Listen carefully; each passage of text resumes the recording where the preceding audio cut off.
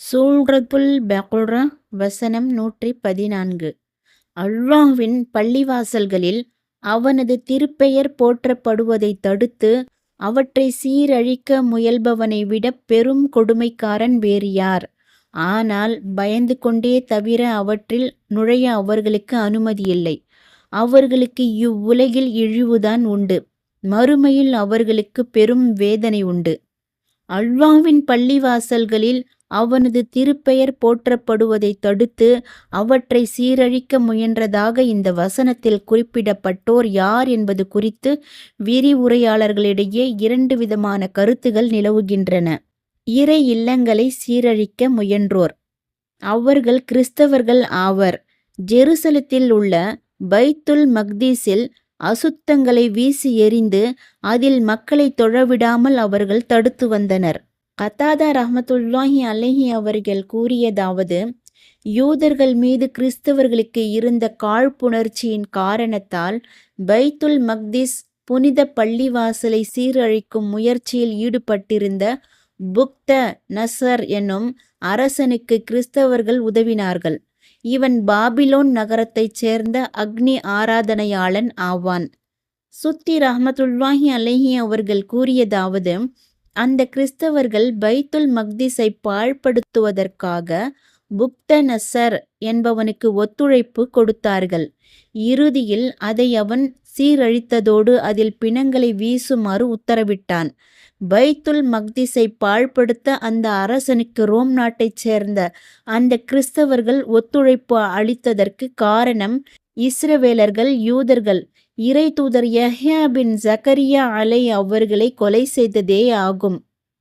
இணை வைப்பாளர்கள் ஹுதைபியா உடன்படிக்கை நடந்த நாளில் அல்லாஹ்வின் தூதர் ஸல்லல்லாஹு அலைஹி வஸல்லம் அவர்களை மக்காவில் நுழைய விடாமல் தடுத்தனர். இறுதியில் நபி ஸல்லல்லாஹு அலைஹி வஸல்லம் அவர்கள் மதீனாவிலிருந்து தாம் கொண்டு வந்திருந்த பலிப்பிராணியை தித்துவா என்னும் இடத்தில் அறுத்து பலியிட்டார்கள். பின்னர் அவர்களிடம் சமாதான உடன்பாடு செய்து கொண்டார்கள். அதன் பின்னர் இந்த இல்லத்தில் காபாவில் நுழைவதிலிருந்து யாரும் தடுக்கப்படக்கூடாது, தம் தந்தையையோ தம் சகோதரரையோ கொலை செய்தவரை அங்கு சந்திக்க நேர்ந்தால் அவரை கூட தடுக்கக்கூடாது என அந்த இணை வைப்பாளர்களிடம் கூறினார்கள். அதற்கு அவர்கள், பத்ரு போர் நாளில் எங்கள் தந்தையரை கொலை செய்த யாரும் நாங்கள் உயிருடன் இருக்கும் வரை வரக்கூடாது என்றனர்.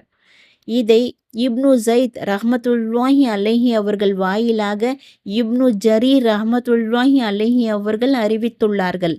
அடுத்து அவற்றை சீரழிக்க முயல்பவன் என்பது குறித்து இப்னு அப்பாஸ் ரதியல்லாஹு அன்ஹு அவர்கள் கூறியதாவது, குறைஷியர்கள் புனித பள்ளியான மஸ்ஜிதுல் ஹராமில் அமைந்துள்ள காபாவில் நபி ஸல்லல்லாஹு அலைஹி வஸல்லம் அவர்கள் தொழுவதற்கு தடை விதித்தார்கள். அப்பொழுது அல்லாஹ்வின் பள்ளிவாசல்களில் அவனது திருப்பெயர் போற்றப்படுவதை தடுப்பவனை விட பெரும் கொடுமைக்காரன் வேறு யார் என்னும் வசனத்தை அல்லாஹ் அருளினான். இப்னு ஜரீர் ரஹ்மத்துல்லாஹி அலைஹி அவர்கள் இந்த 2 கருத்துக்களில் முதலாவது கருத்தையே முடிவு செய்தார்கள். இதற்கு காரணம், குறைஷியர்கள் காபாவை சீரழிக்க முயலவில்லை. ஆனால் ரோம் நாட்டைச் சேர்ந்த கிறிஸ்தவர்களோ ஜெருசலத்தில் உள்ள பைத்துல் மக்திஸை பாழ்படுத்துவதற்கு முயன்றனர். சரியான கருத்து எது? ஆனால் நம்மை பொறுத்தவரை 2ஆம் கருத்தே மிக சரியானதாகும். இதையே இப்னு ஸைத் ரஹ்மத்துல்லாஹி அலைஹி அவர்களும் கூறியுள்ளார்கள். அல்லாஹ்வே மிக அறிந்தவன். ஏனெனில் இதற்கு முந்தைய வசனங்களில் யூதர்களையும் கிறிஸ்தவர்களையும் கண்டித்த அல்லாஹ் இந்த வசனத்தில் இணை வைப்பாளர்களை கண்டிக்க துவங்கியுள்ளான். அவர்கள்தான் இறை தூதர் ஸல்லல்லாஹு அலைஹி வஸல்லம் அவர்களையும் அவர்களின் தோழர்களையும் மக்காவிலிருந்து வெளியேற்றினார்கள். புனித பள்ளியான மஸ்ஜிதுல் ஹராமில் தொழவிடாமல் அவர்களை தடுத்தார்கள். குறைஷியர்கள் காபாவை பாழ்படுத்த முயன்றதில்லை என்று இப்னு ஜரீர் ரஹ்மத்துல்லாஹி அலைஹி அவர்கள் காரணம் காட்டியிருப்பது சரியன்று. ஏனெனில் குறைஷியர் செய்ததை விட பேரழிவு வேற என்ன இருக்க முடியும்? அல்லாஹ்வின் தூதர் ஸல்லல்லாஹு அலைஹி வஸல்லம் அவர்களையும் அவர்களின் தோழர்களையும் காபாவிலிருந்து வெளியேற்றினார்கள். சிலைகளாலும் விக்கிரங்களாலும் அந்த காபாவை நிரப்பி இணை வைப்பில் மூழ்கி கிடந்தனர். இதற்கு பின்வரும் வசனங்கள் சான்றாக அமைந்துள்ளன. அவர்கள் புனித பள்ளியான மஸ்ஜிதுல் ஹராமிலிருந்து மக்களை தடுத்து கொண்டிருக்க அல்லாஹ் ஏன் அவர்களுக்கு தண்டனை தரக்கூடாது? அவர்கள்தான் இறைவனை மறுத்தார்கள். புனித பள்ளியான மஸ்ஜிதுல் ஹராமை விட்டு உங்களை தடுத்தார்கள். நிறுத்தி வைக்கப்பட்டிருந்த பலி பிராணி அதன் பலியிடத்திற்கு போய் சேர்வதையும் தடுத்தார்கள். அது மட்டுமின்றி பள்ளிவாசல்களை பராமரித்தல் என்பது வெறுமனே அவற்றை அலங்கரித்தல், வெளித்தோற்றத்தை காத்தல் மட்டுமன்று. அல்லாஹ்வை நினைவு கூர்வது, அல்லாஹ்வின் மார்க்கத்தை நிலைநிறுத்துவது, இணை வைப்பு மற்றும் அழுக்கிலிருந்து அவற்றை சுத்தப்படுத்துவது ஆகியவற்றால்தான் பள்ளிவாசலின் பராமரிப்பு முழுமை பெறும். இந்த பணிகளை செய்ய விடாமல் தடுத்த குறைஷியர் புனித காபாவை சீரழித்தவர்கள் ஆவார் என்று சொல்வது பொருத்தம்தானே? அச்சத்தோடுதான் நுழைவர். அடுத்து அதனால் பயந்து கொண்டே தவிர அவற்றில் நுழைய அவர்களுக்கு அனுமதி இல்லை என்று அல்லாஹ் கூறியுள்ளான். இது ஒரு தகவல் வாக்கியம்தான் என்றாலும் இதில் விலக்கல் வினையின் பொருள் அடங்கியிருக்கிறது. இறை நம்பிக்கையாளர்களே, நீங்கள் இணை வைப்போரை விட கூடுதல் பலம் பெற்றால் அவர்கள் உங்களிடம் ஒப்பந்தம் செய்யவும் வரி செலுத்தவும் ஒப்புக்கொண்டாலன்றி அதில் நுழைவதற்கு அவர்களுக்கு இடம் அளிக்காதீர்கள் என்பது இதன் பொருளாகும். இதனால்தான் அல்லாஹ்வின் தூதர் ஸல்லல்லாஹு அலைஹி வஸல்லம் அவர்கள் ஹிஜ்ரி 8ஆம் ஆண்டில் மக்காவை வெற்றி கொண்டபோது மினா பெருவெளியில் வைத்து பின்வருமாறு பொது அறிவிப்பு செய்ய உத்தரவிட்டார்கள். நடப்பு ஆண்டிற்கு பிறகு எதிர்வரும் 9ஆம் ஆண்டில் இருந்து இணை வைப்பாளர் யாரும் ஹஜ் செய்யக்கூடாது. நிர்வாணமாக யாரும் காபாவை சுற்றக்கூடாது. யாருக்கேனும் தவணை குறிப்பிடப்பட்டு இருந்தால் அவருக்குரிய தவணை அந்த குறிப்பிட்ட காலம் வரை நீடிக்கும். இந்த தொடருக்கு வேறு சிலர் கூறிய விளக்கமாவது, இறை நம்பிக்கையாளர்களான அவர்கள் அல்லாஹ்வின் பள்ளிவாசல்களில் நுழையும்போது இறை நம்பிக்கையாளர்கள் தங்களை சிறைப்பிடித்து விடுவார்களோ என்ற பீதியில் கழுத்து சதை படபடக்க அஞ்சியவாறு நுழைவதைத் தவிர அவர்களுக்கு வேறு வழியில்லை. அப்படி இருக்கையில் அல்லாஹ்வின் பள்ளிவாசல்களில் ஆதிக்கம் செலுத்தவும் அவற்றில் இறை நம்பிக்கையாளர்களை நுழைய விடாமல் தடுக்கவும் அவர்களுக்கு என்ன அதிகாரம் உண்டு?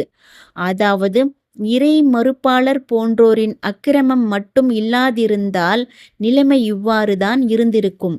வேறு சிலர் கூறியதாவது, இந்த தொடர் அல்லாஹ்விடமிருந்து முஸ்லிம்களுக்கு வந்த ஒரு நற்செய்தியாக அமைந்துள்ளது. அதாவது முஸ்லிம்கள் புனித பள்ளியான மஸ்ஜிதுல் ஹராமையும் மற்ற பள்ளிவாசல்களையும் வென்றெடுக்கும் சூழலை விரைவில் அல்லாஹ் உருவாக்கப் போகின்றான். அவர்களுக்காக இணை வைப்பாளர்களை தாழ்த்தப் போகின்றான். இறுதியில் இணை வைப்பாளர்களில் யாரும் பயந்தே தவிர அதில் நுழைய முடியாத நிலை உருவாகும். தாம் இஸ்லாம் மார்க்கத்தை தழுவாவிட்டால் குற்றவாளிகளாக்கப்பட்டு தண்டிக்கப்படுவோம் அல்லது கொல்லப்படுவோம் என்று அவர்கள் அஞ்சும் நிலை ஏற்படும். இந்த வாக்குறுதியை அல்லாஹ் நிறைவேற்றினான்.